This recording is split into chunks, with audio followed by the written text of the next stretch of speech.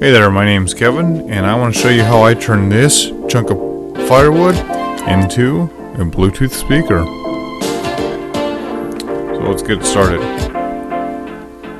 Alright, the first thing that I do is just clean up this little branch there, and done. That was easy. And the next thing I'm going to do is just feed this end through the bandsaw here. I guess you could call it resawing, but I haven't really sawed anything before this, unless you count the chainsaw that chunked this thing up. It's kind of hard to get it through the bandsaw. My saw's not very wide, so I had to take off some safety equipment. Just don't tell anybody, especially my wife. And here you can see that's going to be the front of the speaker, and I'm just cutting it out in order to get to the insides of this log here. I've been making these speakers for a while, just off and on, usually for friends or people I know, and so I can't really claim to be an expert on audio engineering, but they generally sound alright depending on the components you put in them. This particular one, I feel like the Bluetooth audio board I used was just garbage, and I would not recommend it, but ones I've used in the past have produced really good results for me. And I'm actually a little disappointed that I used it and I wasted my time with it.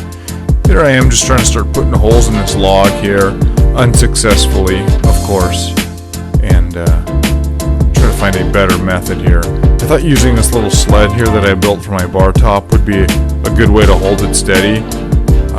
I was wrong. Also didn't help that I was using a pretty dull drill bit. I'm pretty sure I accidentally drilled through some screws with this Forstner bit, and it didn't work so well. Fortunately, I had another one laying around and it was much sharper. But eventually I do get wiser, and I think to myself, this is stupid. I'm going to drill right through my fingers if I'm not careful. And I just grab a toe strap or a tie down, ratcheting tie down, and I just drilled some holes through my workbench here, and then use that to tie down. It actually makes a pretty good, secure fit, and it's really good for unusual shapes. A log isn't something you can just clamp it. It'll end up rolling or splitting, and you don't really want to split firewood. I'm not sure why anyone would want to do that. It's a lot of work. But you can see here it's getting tightened. I mean, everybody's got aspirations to be a big famous YouTuber, so that way I can just poke around in the garage and not really work. And I figured if I ever had a sponsored video or like a giveaway code or something, I think it'd be an Easter egg in the back on that whiteboard. So that way you'd have to watch the whole video, pay attention to see how you can get some free loot, because that's really all we want, is just some free loot. Alright, so I finally have gotten back to poking more holes in here, and I just start making Swiss cheese out of this log here. I think it's fir, I don't really know. It came out of my dad's woodshed, and who knows, it could have been sitting there for a long time. The nice thing is it smells really good. It smells like pine, and it's pretty easy to work with since it's soft too. I've made a couple out of cherry, and they're a little bit harder, but they also smell a lot better. Now here we are. I've poked a bunch of holes in here, and you can see that that's kind of the majority of, or where at least most of the volume is going to be taken out of. And by volume I mean empty space, not volume from the speakers. And to supplement the Forstner bits, drilling them out, I just take this old chisel that has really no rights of chiseling anything. It's never been sharpened. I'm pretty sure I found it at a garage sale. And I just start chipping away at the chunks, and they come out pretty easily. So that top piece comes off, and it's really important to make sure you know which sides are going to be mated up to each other. And so I just write myself a little note in case I forget. I want it to be as simple and as clear as it can be. This one says do not sand, because I do not want to sand.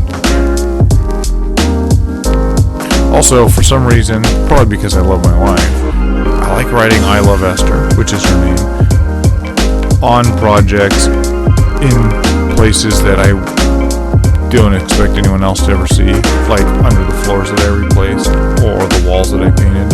I'm just getting a rough measurement of the size of the hole that I'm going to need to make this speaker happen. And I just use a compass. Ideally, I'd get a hole saw that was the exact size of the hole, because what ends up happening is I use a jigsaw, and it just doesn't work that well. It's really hard to make those turns. It's hard to clamp them down. It's not the ideal tool, but it'll work to run it. I just held that plank in my hand and then the jigsaw in the other hand, so I couldn't actually get any footage of me looking like an idiot trying to do it. And then I proceed to sand. That zoom out really just has the essence of home movies. Your dad is recording you doing something stupid, riding your bike in the backyard, and he's zooming way in. Also taking care to sand only the side that does not say do not sand.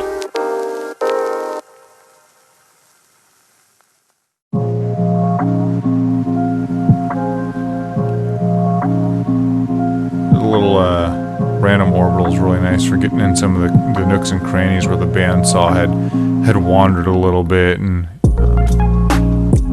gotten in there deep. So at this point, I've just started to put on some mineral oil. I like it because it's like $1.97 at Walmart or Fred Meyer. It goes on easy, and I think it does a decent job of protecting the wood. You can see there in the back, that is that piece of oak that I was talking about. And you can almost see where the bottom right-hand speaker is starting to split. It was, I thought it was going to be super cool. The grain looked really nice, but it just tore itself apart. I don't typically do a whole lot with the outside of the wood. I think Mother Nature's done a really good job of just making it look nice. And so I keep as much of the bark on, and I just try to leave it alone. I don't want to stain it. I've thought about coating it in an epoxy just to seal it up to make sure there's no movement. But I haven't really had any problems with it in the past besides that big one. And I think it's because that piece of oak was pretty fresh when I started making it. Like I said, this piece of firewood's been sitting in my parents' woodshed for maybe even years. Who knows? But I thought maybe if I could saturate it in this mineral oil, maybe it would prevent it from absorbing moisture or something. Which is fine. It gives it some texture and some unique characteristics to it, but just overall it wasn't really that necessary. It's usually at this point in the videos that I like to also thank everybody that bought merchandise, so I'll go ahead and do that right now. Okay, cool. Nobody bought any merchandise. I don't even have merchandise to sell. Unless you wanted to buy the speaker, and you can leave me a message, and I'll make you a smoking deal on it. But you know, it fits, which is good. I did not sand either of those two mating surfaces, which is the reason why it fits so well. If I had sanded it, I think it'd be really difficult to get those things to line up. And the curves wouldn't line up either way. So here I am. This is the Bluetooth board that I got. I got it off of Amazon. It was like $12 and it was not worth it. I wouldn't put this thing in here if it was free. It doesn't sound good. It doesn't have a lot of power. The interface is not ideal, and it's got a stupid Bluetooth name. I don't know what it is, but it doesn't look nice.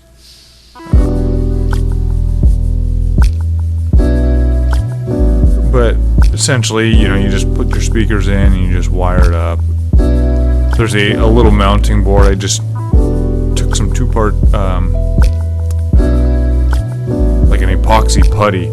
You mix it up and it gets under your fingernails and it smells bad, but it worked really good because I could just press it in there. And you know, for what it is, 10 years ago, no one would ever even think to to make a Bluetooth anything, so I guess I can't complain on that front. But I've used other boards in the past that weren't that much more expensive, and they were leagues better. I mean, more features, they worked better, they didn't have an annoying startup sound. It just worked, which sounds like sounds really nice right now, because this is like the 10th time that I've tried to record this.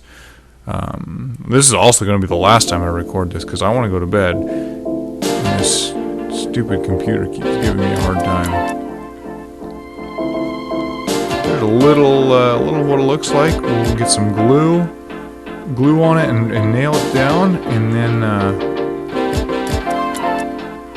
it'll be pretty solid there.